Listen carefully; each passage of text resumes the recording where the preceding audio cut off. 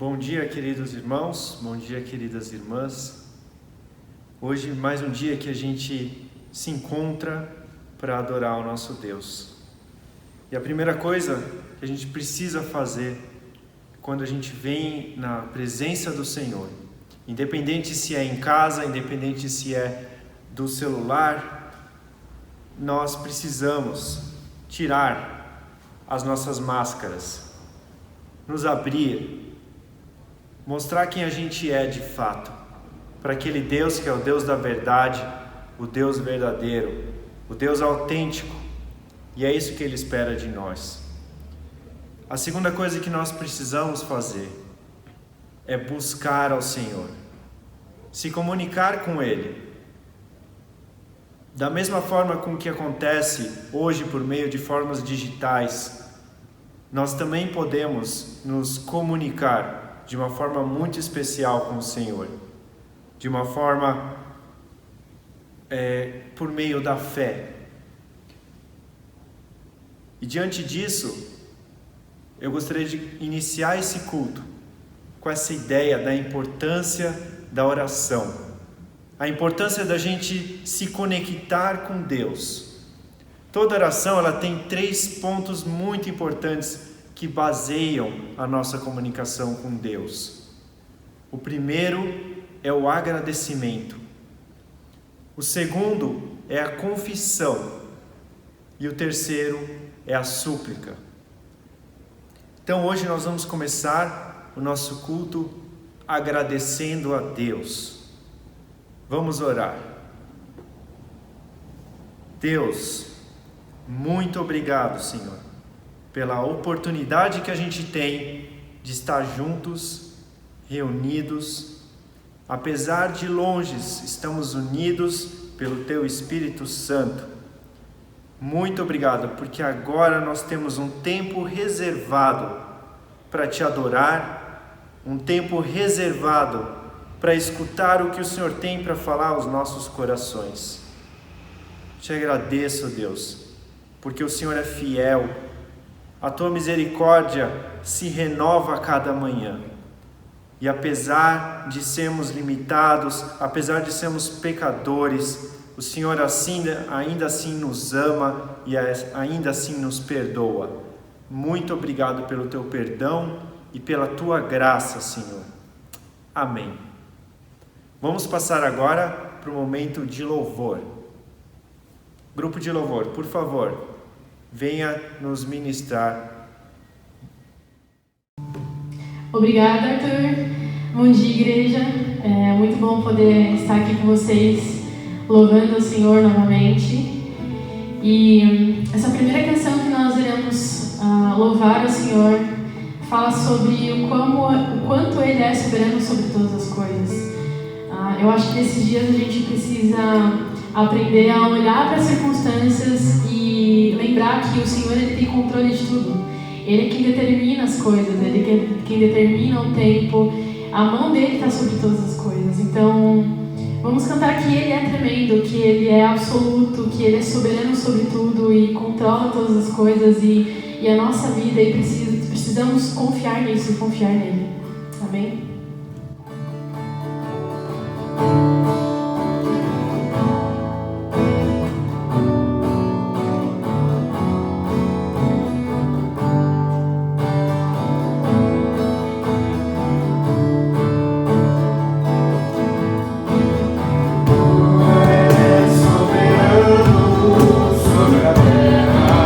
Sobre os céus, tu és Senhor.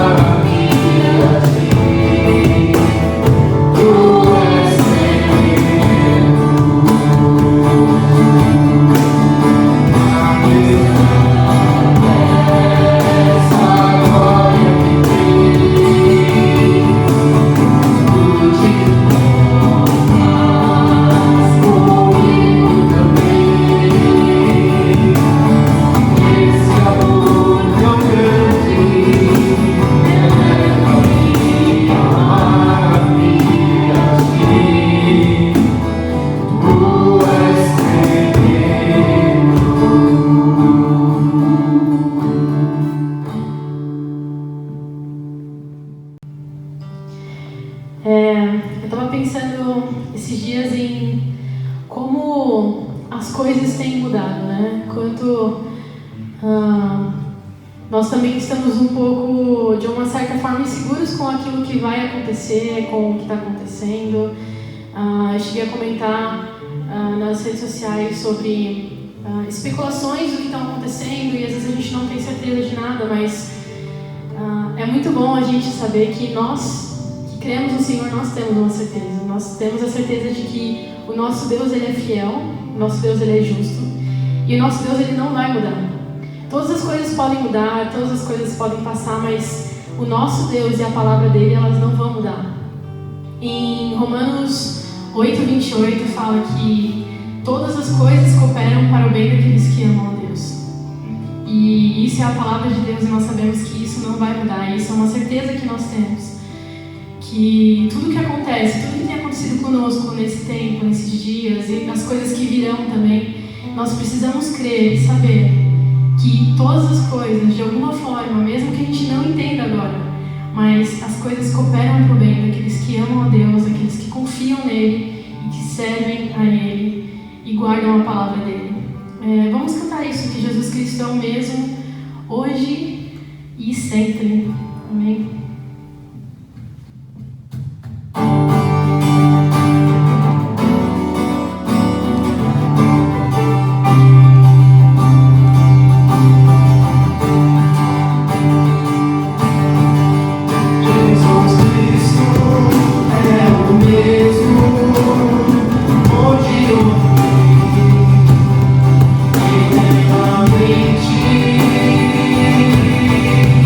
Jesus Cristo.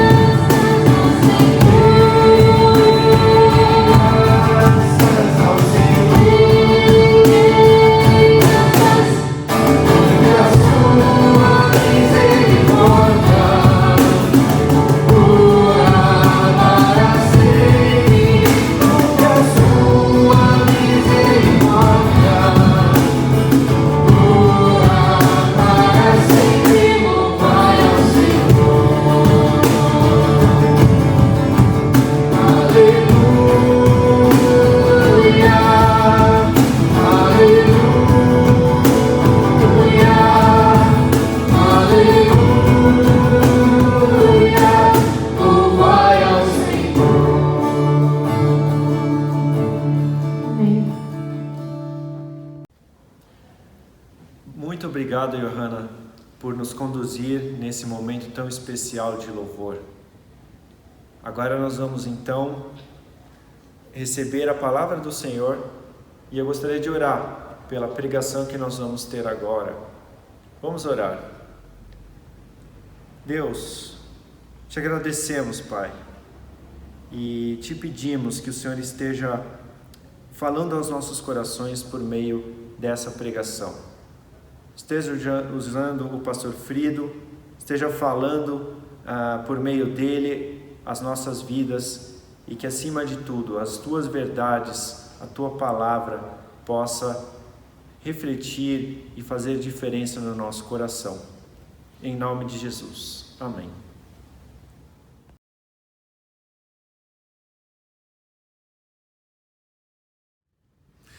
Muito bom dia, obrigado Arthur, obrigado também ao grupo de louvor por esse tempo. Estamos de volta depois de um longo tempo longe e é um grande privilégio estarmos juntos nessa manhã, onde nós podemos dar sequência em nosso estudo. Mas antes de entrarmos propriamente dito no nosso texto, quero chamar a atenção sobre a introdução que o Arthur fez aqui essa manhã sobre a oração, que ele falou sobre o agradecimento, confissão e súplica, 3 áreas fundamentais da oração e extremamente importantes, eu diria. Para momentos como esse que estamos vivendo, onde nós precisamos superação por insegurança, desapontamento, ou como nessa manhã vamos estudar sobre a amargura, essas 3 áreas da oração são extremamente importantes. Nós somos incentivados a orar. E esse é o fundamento da vida cristã, a oração. Então quero realmente encorajar cada um de vocês a orarem, a buscarem no Senhor também a solução e também, por que não dizer, a orientação do Senhor para momentos difíceis como esses que estamos vivendo. A Johanna acabou de cantar há pouco, conduzir o louvor há pouco com a música Tu És Soberano. E essa é a essência da mensagem dessa manhã, a soberania de Deus sobre nós. E como nós vamos responder em momentos também de crise. 2 semanas atrás estudamos como superar a insegurança. Momentos como esse que vivemos de bastante insegurança, e eu disse naquela ocasião que talvez nós nunca vivemos num mundo tão seguro quanto nós imaginávamos que ele fosse. Domingo passado olhamos para o desapontamento e vimos como o desapontamento pode nos desencorajar com aquilo que sabemos que devemos fazer. E essa manhã queremos olhar sobre superar a amargura. A amargura é um sentimento que ele se opõe a outra pessoa, a pessoa que nos ofende, a pessoa que nos magoa, que nos machuca, e em pouco tempo essa amargura se torna um sentimento de aversão ao outro. E a palavra de Deus nos diz que nós devemos lançar fora qualquer tipo de sentimento assim como a amargura. E também Hebreus diz que nós não deveríamos permitir que raízes de amargura brotassem em nosso coração. Sempre que tragédias vêm em nossa direção, 2 perguntas básicas surgem diante de nós. A primeira é, por que isso aconteceu? E a segunda é, onde está Deus no meio disso tudo? E eu estou convencido que a maioria das pessoas naufraga nesse período da vida, quando essas dificuldades surgem, justamente por uma teologia muito ruim. E estou convencido também de que a teologia boa é a resposta para nós em momentos de dificuldade. Não estou dizendo que a teologia vai nos dar toda a resposta para qualquer pergunta que tivermos, mas a essência da boa teologia é conhecer a Deus, saber quem Deus é, saber quem nós somos e como Deus age no mundo. Essa é a essência da boa teologia. E Gênesis 45 vai nos ajudar nessa manhã a entender um pouco sobre como Deus age, mesmo em circunstâncias difíceis, mesmo em momentos onde eu sou até incentivado a me tornar amargo ou viver uma vida amargurada. Gênesis 45 pode nos ajudar também a entender como Deus usa coisas ruins que outras pessoas fazem contra nós para transformar tudo isso em glória para Ele próprio e desenvolver a nossa própria vida, também a nossa fé. E é natural que a gente precisa ir ao texto para poder fazer as perguntas. E o personagem em questão nessa manhã é José. A história dele começa em Gênesis capítulo 37. E quando você encontra José, ele é um jovem sonhador, ele sonha, e começa assim a história dele. Depois nós temos também outros personagens que vão agregando algum valor a essa história. Nós temos Jacó, que tem uma preferência pelos dois filhos, José e Benjamim. Nós temos os irmãos que ardem de ciúme por conta dessa atitude do pai. E de repente nós vemos que José ele está protegido quando ele está debaixo das asas do pai. Mas quando ele está longe, os irmãos então colocam em prática um plano. E aqui nós vemos os irmãos de José então conspirando contra ele. A princípio queriam matá-lo, depois decidiram jogá-lo num poço até decidirem o que fazer com ele. E nesse momento, por soberania de Deus, um grupo de mercadores passa por ali. Eles decidem vender José como escravo. Esses mercadores levam José ao Egito. Os irmãos de José voltam para casa, relatam ao seu pai Jacó que o filho está morto. Agora José está no Egito, é comprado por Potifar. Uma outra personagem entra na história, que é a esposa de Potifar, que é atraída a José. Ela então tenta seduzi-lo. Quando José foge dela, ela então falsamente o acusa de estupro. Agora José acaba indo para a cadeia, ele fica numa prisão, e nessa prisão ele encontra dois homens, o copeiro e o padeiro do rei. Esses dois homens têm um sonho. José interpreta dizendo que um deles morreria e outro seria restaurado ao seu emprego, e de fato aquilo que José diz acontece. Lembrando também que no período em que José interpreta esse sonho desses homens, ele pede que ele seja lembrado quando o segundo homem fosse restituído ao seu cargo. Mas esse homem esquece de José. Passa-se algum tempo e o sonho de Faraó vem. Ninguém consegue interpretar aquele sonho, mas aquele homem, o copeiro do rei, ele lembra de José. Ele lembra que um homem interpretou o sonho dele e de como aquilo que ele havia dito aconteceu. José é chamado, ele interpreta o sonho do Faraó e aquilo então acontece. E agora Faraó o enaltece, coloca ele como o segundo homem em todo o Egito. E assim nós chegamos no capítulo 45 de Gênesis, que é justamente o texto que nós temos diante de nós essa manhã. Muita coisa passou desde que José foi vendido aos egípcios. Muita coisa aconteceu na vida dele, muita coisa aconteceu na vida dos irmãos e do pai de José. Muita fome naquela região, e agora os irmãos estão no Egito comprando mantimentos. Lembrando que José, nesse ponto, é um homem poderoso. Ele poderia fazer qualquer coisa com seus irmãos, ele já sabe que os irmãos estão lá. Uma série de testes são feitos. E finalmente agora no capítulo 45 chegou o momento de José se revelar aos irmãos, dizer quem ele era, porque os irmãos de José estavam diante dele sem saber quem ele era. José tinha todos os motivos que alguém poderia ter para se vingar. Lembrando que José foi traído, ele foi ameaçado de morte. Muita coisa poderia ter vindo ao coração de José em termos de amargura, que agora poderia ter dado a chance a José de se vingar dos seus irmãos. Ele poderia prendê-los, ele poderia mandar matá-los, ele poderia jogá-los numa cadeia, numa prisão. Mas vejam o que José diz. Se você tem a sua Bíblia, abra comigo Gênesis capítulo 45, vamos ler do versículo 4 até o versículo 9. E ele diz assim: cheguem mais perto, disse José a seus irmãos. E quando eles se aproximaram, disse-lhes: eu sou José, seu irmão, aquele que vocês venderam ao Egito. Agora não se aflinjam, nem recriminem por terem me vendido para cá, pois foi para salvar as vidas que Deus me enviou diante de vocês. Já houve 2 anos de fome na terra, e nos próximos 5 anos não haverá cultivo nem colheita. Mas Deus me enviou à frente de vocês para lhes preservar um remanescente nessa terra e para lhes salvar a vida com grande livramento. Assim, não foram vocês que me mandaram para cá, mas sim o próprio Deus. Ele me tornou ministro do Faraó e me fez administrador de todo o palácio e governador de todo o Egito. Voltem depressa, meu pai, e digam-lhe: assim diz o seu filho José, Deus me fez senhor de todo o Egito. Vem para cá, não te demores.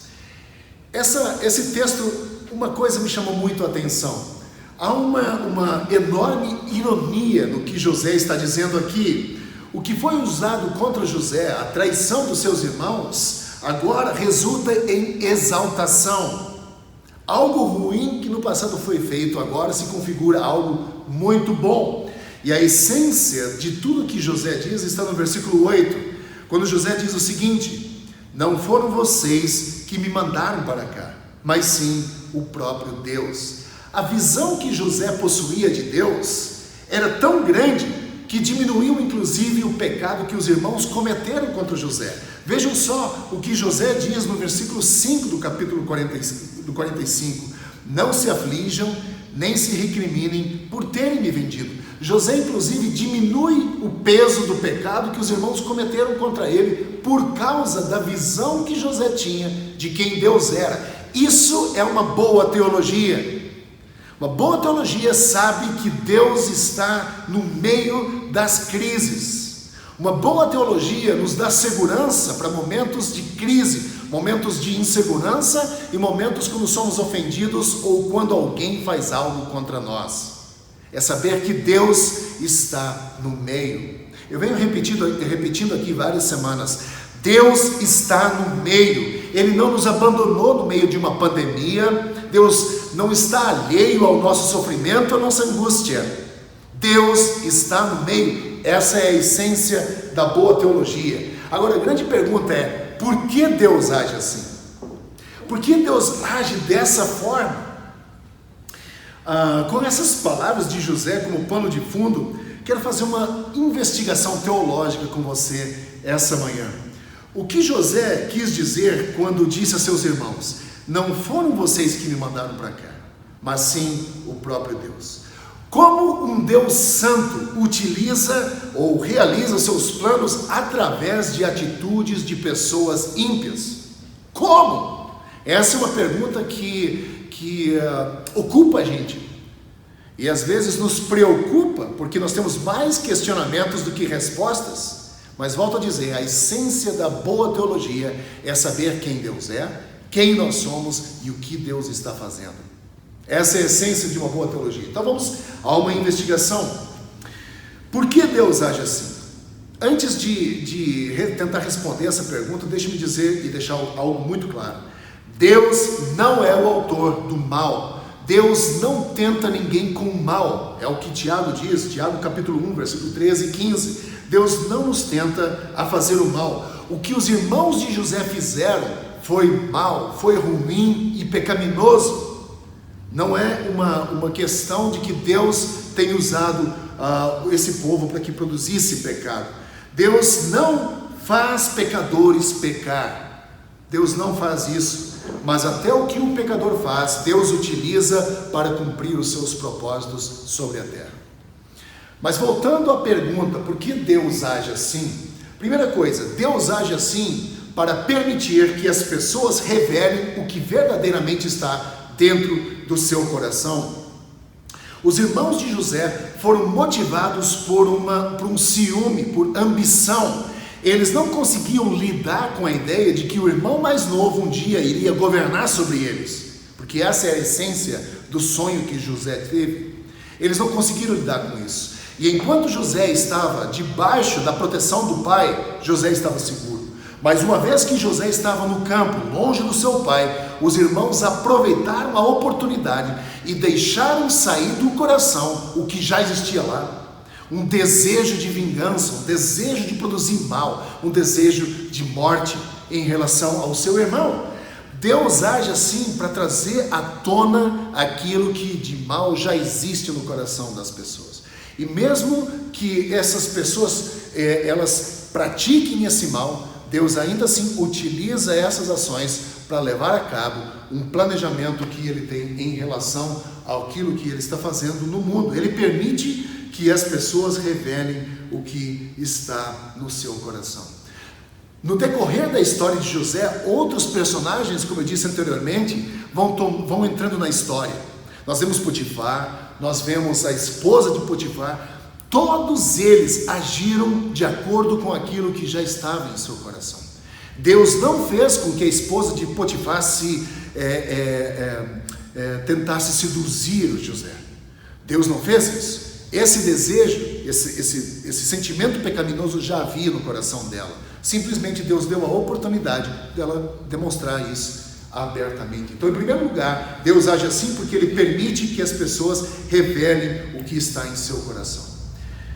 Quando Jesus foi crucificado, Deus não fez com que as pessoas agissem com maldade contra Jesus. Simplesmente Deus usou aquela oportunidade para trazer para fora aquilo que já havia no coração das pessoas. Portanto, crucificaram Jesus.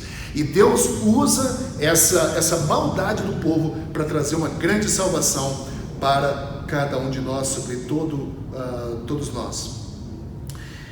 Romanos capítulo 1 apresenta, no meu ponto de vista, um dos capítulos mais tristes da Bíblia.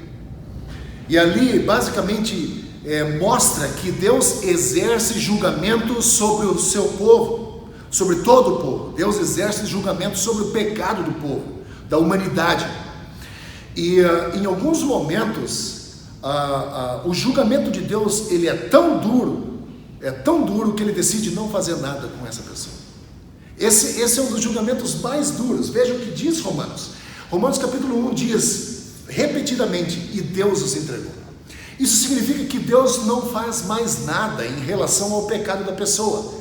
Simplesmente essas palavras significam que Deus diz: se você quer destruir a sua vida, vá em frente. Se você quer destruir a sua família, continue agindo assim. Se você quer saltar desse penhasco, vá em frente. E você descobrirá que as pedras lá embaixo são bem duras. Basicamente, tem momentos em que o julgamento de Deus é não fazer nada em relação ao pecado das pessoas. E é isso que significa Romanos capítulo 1, Deus os entregou. No meu ponto de vista, Romanos capítulo 1 é um dos textos, um dos capítulos da Bíblia mais tristes, de saber que Deus abandona ou decide não fazer nada em relação à insistência pecaminosa do ser humano. Isso também, como eu já disse antes, foi o caso de Cristo. Deus usa atos perversos de pessoas más para crucificar Jesus e trazer grande salvação ao mundo.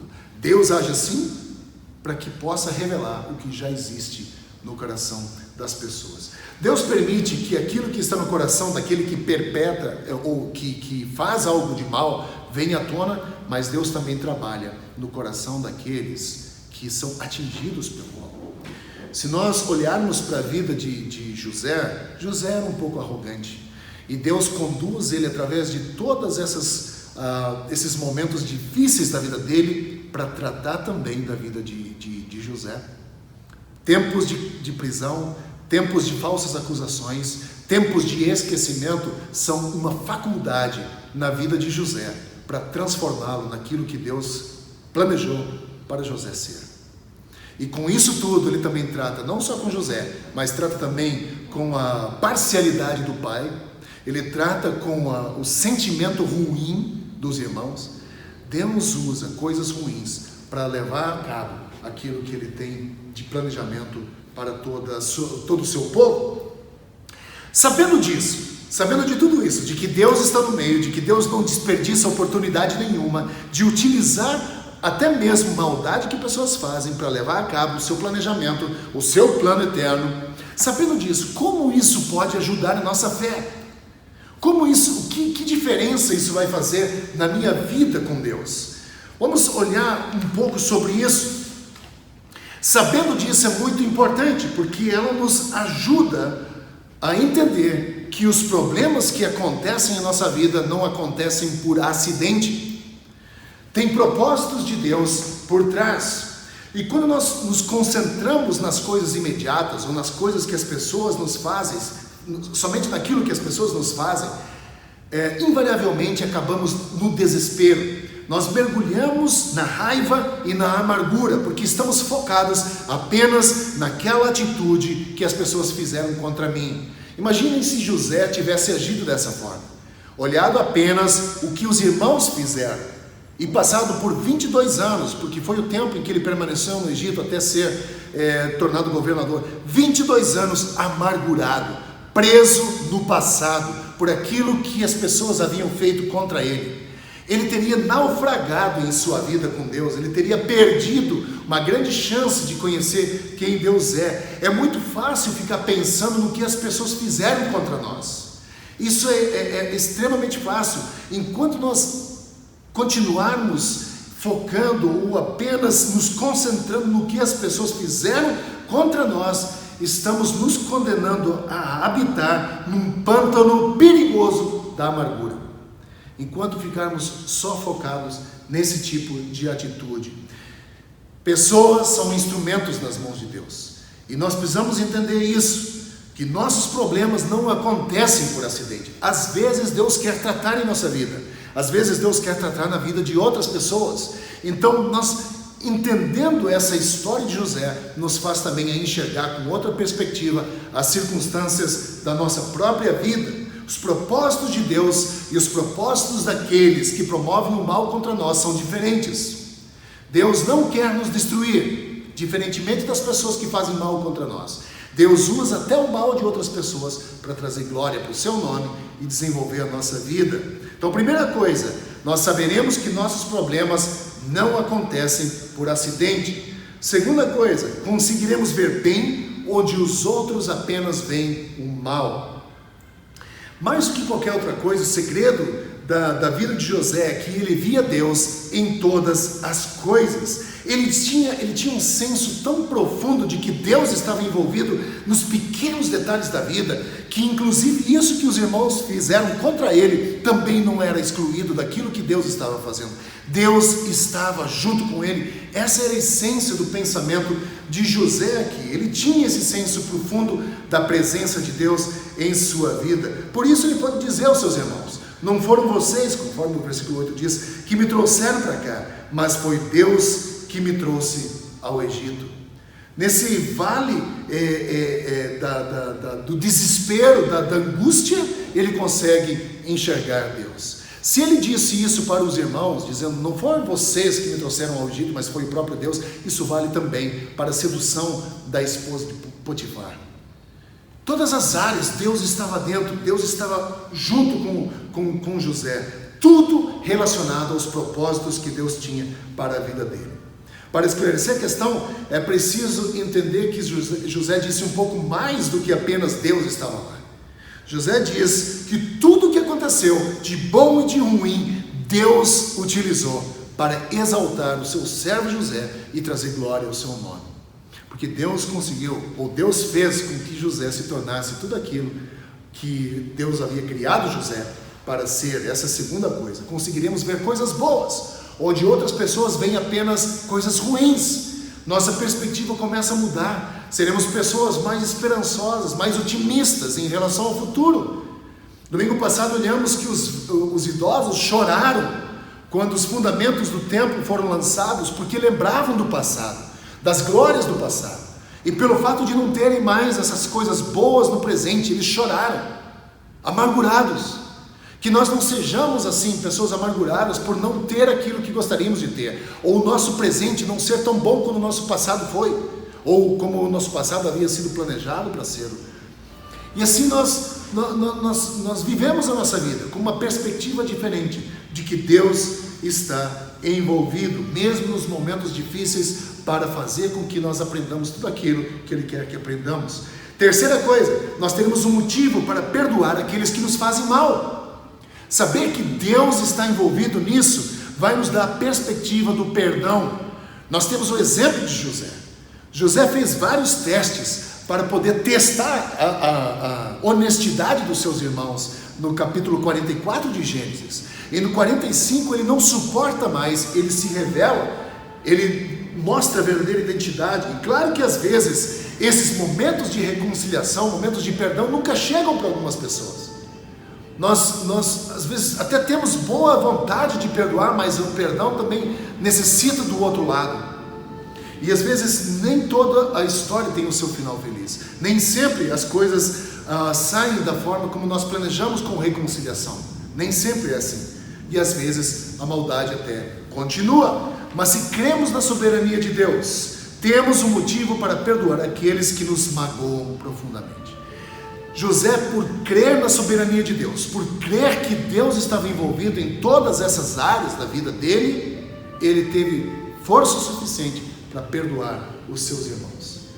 Não estou dizendo aqui que devemos esquecer o que foi feito contra nós. Isso é virtualmente impossível, nós não conseguimos esquecer.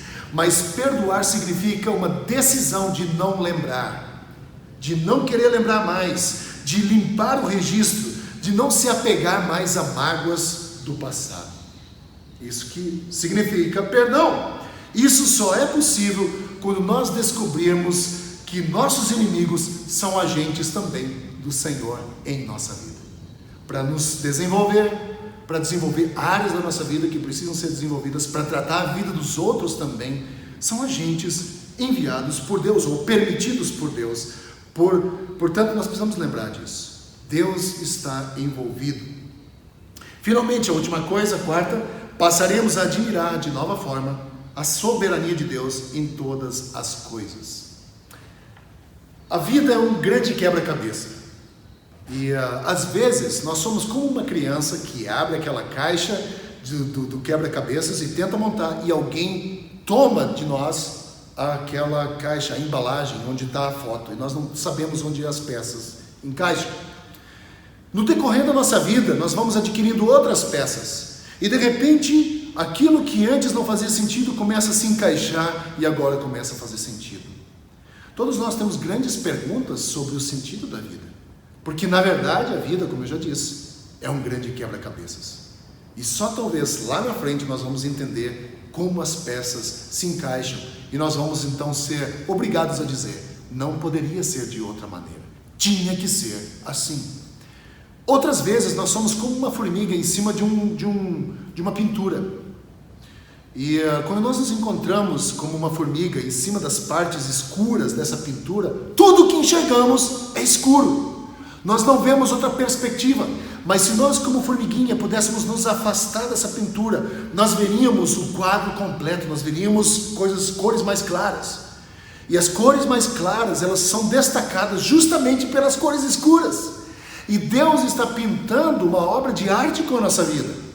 Mas falta de perspectiva e uma teologia ruim só nos levam a enxergar as cores únicas. Uma teologia saudável, que entende quem Deus é, quem nós somos e o que Deus está fazendo no mundo, envolve justamente isso, de crer que Deus está envolvido, mesmo quando tudo que eu enxergo é escuro e sem sentido.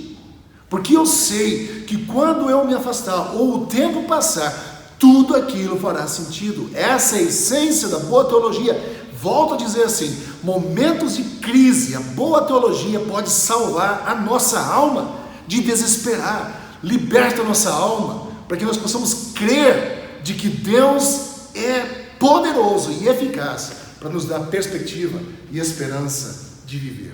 O que nós podemos fazer com tudo isso?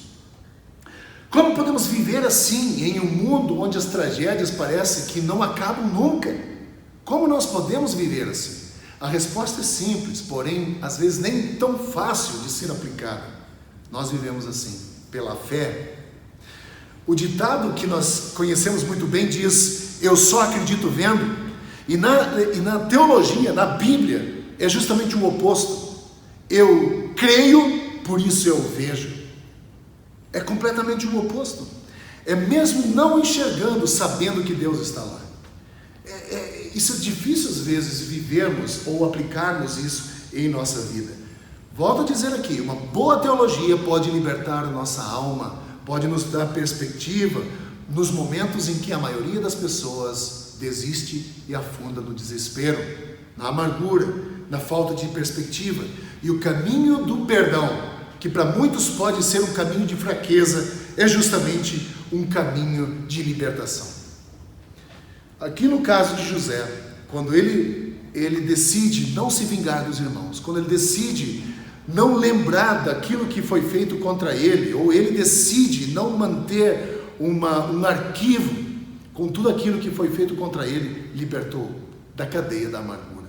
E esse é o meu desejo para cada um de nós, como Igreja Evangélica Livre, como membros dessa comunidade, ou de qualquer pessoa que nesse momento está vendo essa transmissão, possa também utilizar o perdão não como um caminho de fraqueza, mas um caminho de libertação, um caminho de perspectiva, um caminho que nos livra da amargura, daquilo que envenena a nossa alma. A amargura, ela funciona em nossa mente da mesma forma como o veneno funciona no corpo. Vai corroendo, vai destruindo a nossa vida. A amargura, ela corrói o coração e destrói a alma. Também nós ouvimos uma canção: Jesus Cristo é o mesmo ontem, hoje e eternamente. Essa é uma grande verdade. Se Deus agiu assim com José, se Deus fez o que fez com José, tratou da vida dele, levou a se libertar dessa amargura, do peso da amargura, esse mesmo Deus é o mesmo ontem, hoje e o será eternamente.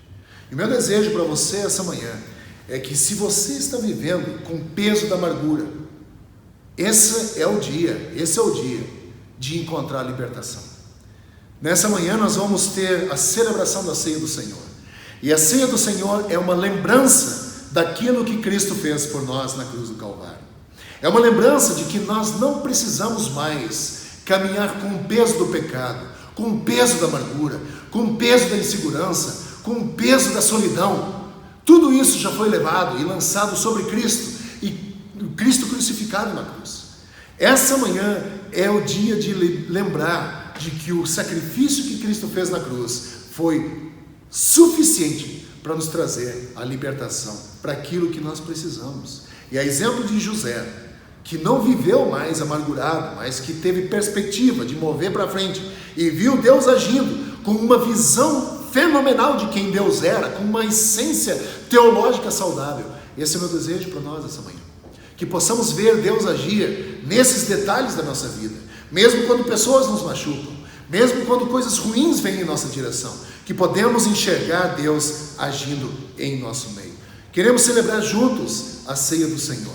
Mas antes, eu gostaria de orar para que nós também possamos passar para a celebração da ceia e ter essa perspectiva também daquilo que Cristo quer fazer em nossa vida. Vamos orar juntos. Querido Deus, nós agradecemos pela Tua palavra. Obrigado pela vida de José e também por essa perspectiva, essa nova perspectiva que podemos ter através da história desse personagem. Oro para que a Tua graça também nos alcance da mesma forma, que possamos ter perspectivas novas, que possamos nos livrar do peso da amargura e que possamos abraçar um novo estilo de vida, baseado agora na crença de quem o Senhor é, de quem nós somos e o que o Senhor está fazendo no mundo. Receba, Deus, o nosso coração e também com tudo que existe dentro dele. Lide conosco, Senhor. Transforma o nosso ser e liberte-nos da amargura. É o que eu peço em nome de Jesus. Amém.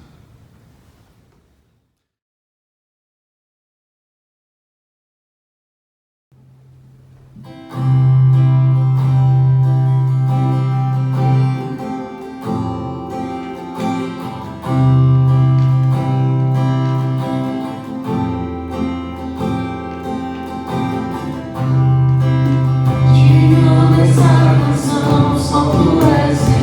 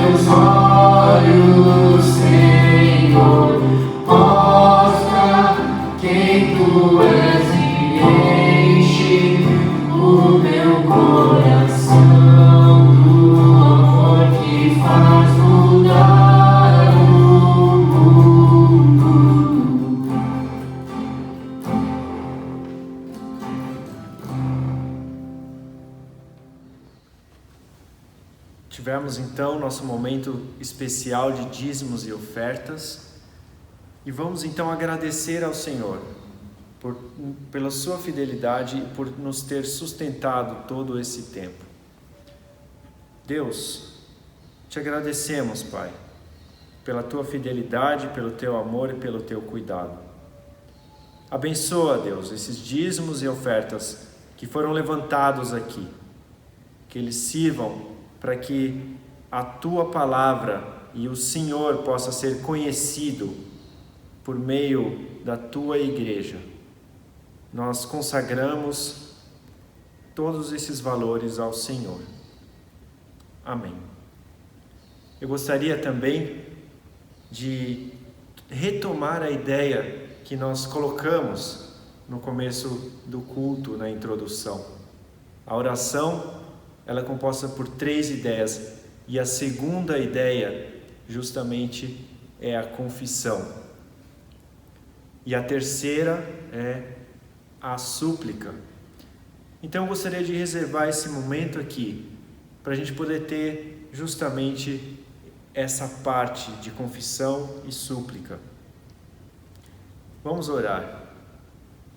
Senhor Deus, nós confessamos aqui, Deus, o meu pecado, a minha limitação, a nossa limitação também como igreja e como pessoas que infelizmente ainda vivem sob o domínio do mal. Mas nós temos certeza, Pai, que o Senhor é maior do que isso e que o Teu sangue na cruz foi capaz de iniciar esse processo de resgate e de transformação. Mas o processo, conforme a Tua palavra, é que a gente confesse o nosso pecado e com isso sejamos transformados e sejamos perdoados. Então, Deus, diante dessa pregação que tivemos, diante desse momento de louvor que nós tivemos, momento de dízimo também, a gente quer confessar e a gente quer pedir, Senhor. Nós dependemos do Senhor e nós precisamos da Tua intervenção, ó Deus. Junto com isso também, Pai, nós queremos suplicar, Pai, por favor, intervenha, Senhor Deus, nessa situação tão difícil que temos passado, de epidemia, de dor, de sofrimento, de termos que ficar longe uns dos outros. Por favor, Deus, pedimos pela Sua intervenção, pedimos pela Tua intervenção, Senhor, diante daqueles médicos, diante daquelas pessoas que estão na ponta, lutando, Deus, contra essa doença tão difícil. Te pedimos também, Senhor, que o Senhor esteja intervindo diante dos políticos brasileiros. Pai, que o Senhor venha fazer um milagre, Deus, uma obra na nossa sociedade, Deus, porque nós precisamos disso, precisamos da Tua intervenção. Suplicamos isso em nome de Jesus. Amém. Com isso, queridos, nós então terminamos o culto de hoje. Muito obrigado pela sua participação. E vamos então orar a oração final. Senhor Deus, nós te agradecemos por esse momento e que a Tua graça e o Teu amor sejam conosco hoje, amanhã e para sempre. Em nome de Jesus. Amém. Tenham um ótimo...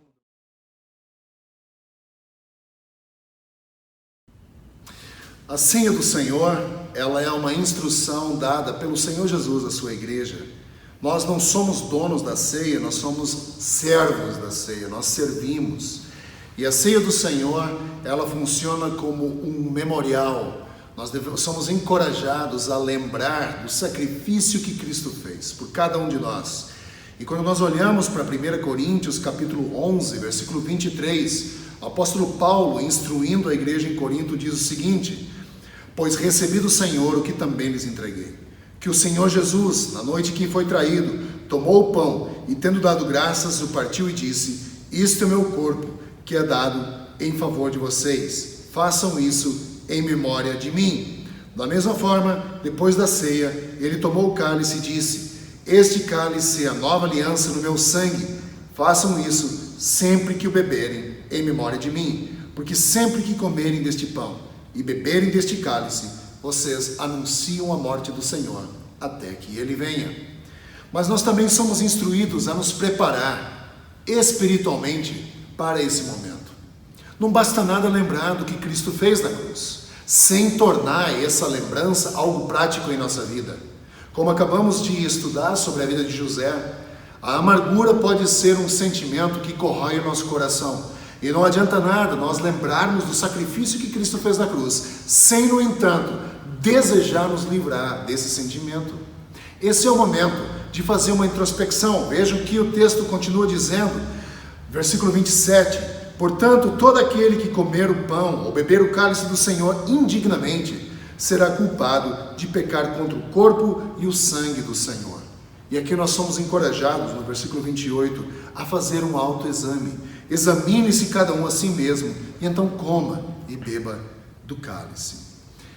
Esse é o momento, meu querido irmão, minha querida irmã, de você tirar um tempo, de fazer uma reflexão sobre a sua vida, de como você está lidando com a questão da amargura, especificamente porque estudamos isso hoje, mas tem tantas outras áreas da nossa vida que precisamos também dedicar e entregar diante do Senhor, para que Ele lide com isso, para que Ele nos ajude a vencer isso. Esse é o momento que eu encorajo você a examinar-se profundamente para a participação da ceia do Senhor nessa manhã. Vamos fazer esse momento de um tempo de exame, cada um de nós. E logo em seguida, tomaremos a ceia juntos.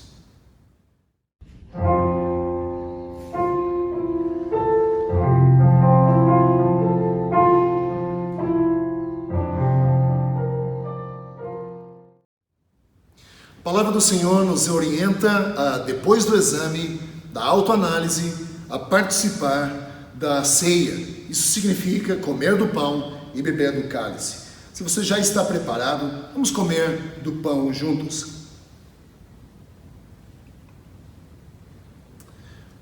Da mesma forma, vamos beber do cálice juntos.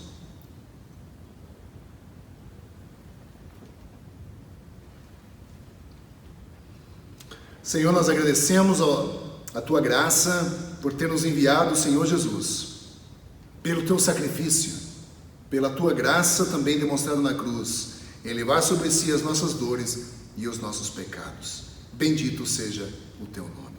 Amém. Chegamos ao final do nosso culto nesse domingo, e eu gostaria ainda de encerrar esse culto orando, louvando ao Senhor também pela oportunidade que Ele nos deu de mais uma semana de vida, e com essa perspectiva de uma nova semana, onde nós temos desafios diante de nós, onde nós temos tantas coisas dos quais nós não temos noção que virão em nossa direção. Mas de uma coisa podemos ter certeza: Deus está no meio. E nós queremos que essa boa teologia tenha lugar em nosso coração nessa semana. Que você tenha essa esperança, essa alegria e esse descanso de saber que mesmo nas circunstâncias mais difíceis da tua vida, Deus está no meio. Vamos orar juntos. Querido Deus, obrigado por esse domingo, obrigado por essa ceia, obrigado por esse culto que o Senhor nos permitiu ter nesse dia. Bendito seja o Teu nome. E eu peço agora, Deus, nos despeça debaixo da Tua graça, que nós possamos experimentar o Teu amor, que nós possamos experimentar do teu suprimento, do Teu sustento nessa semana que se inicia. E oramos juntos para que a graça do Senhor Jesus, o amor de Deus o Pai, a comunhão e consolação do Espírito Santo seja conosco hoje e sempre. É o que pedimos em nome de Cristo. Amém. Deus abençoe você, um ótimo domingo e uma semana produtiva. Nos vemos aqui no domingo que vem. Um grande abraço.